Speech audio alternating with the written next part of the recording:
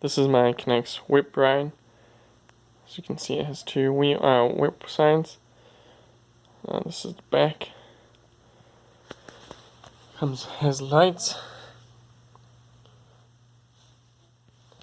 And it has like a little fake motor. The actual gearbox is out here. And so this is it going. It can be motor driven or hand.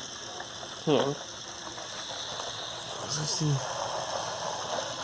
The motor goes a little slower, but as you can see, it does go around it. Same with this side.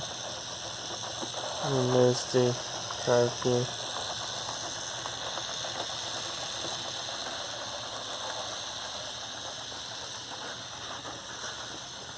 But yeah, look at this.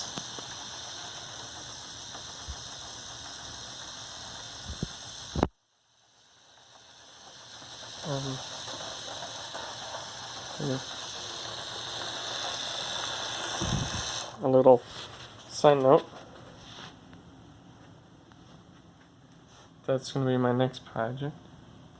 It's quite tall, so I look forward to that.